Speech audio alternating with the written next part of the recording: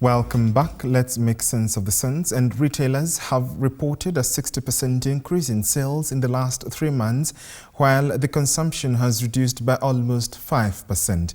This is over 50% of Kenyans reported a static income over the last year, as Hibak Said now reports.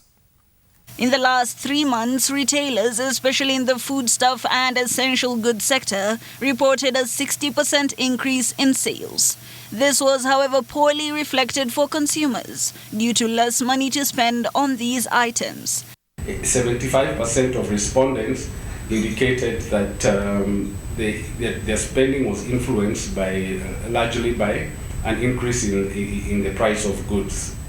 Despite a significant drop in inflation rates, a proposed reduction on the lending rates, and a fairly stable exchange rate on the currency, Kenyans are spending more money for the same goods, forcing many to adopt lifestyle changes, especially for women above 18 and under 35 years. Because in the past 3 quarters that we've carried out the survey, we've seen that women are actually spending more, but for the first time round, women are actually spending less. And then if you also look at the overall index, there's actually a little depreciation.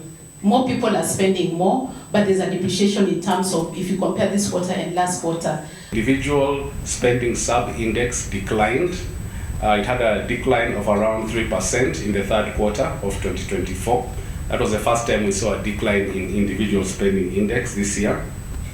Consumers have also borrowed a little less in the last 3 months in comparison to last year, occasioned by hesitance from banks to lend due to increasing non-performing loans. The majority of decreases in income were attributed to struggles in terms of business and also investments, were the main factors driving the respective increases and decreases in incomes. Despite salary stagnation, a number of Kenyans are resorting to side hustles.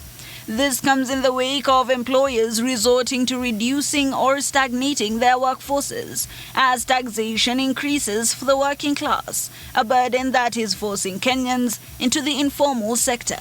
And while retailers have recorded a boom in a lot of their businesses in the third quarter of this particular year, a lot of consumers, especially women, have recorded less spending, which might come from less credit from formal institutions such as banks due to non-performing loans. Hibak Said for TV 47 Nairobi.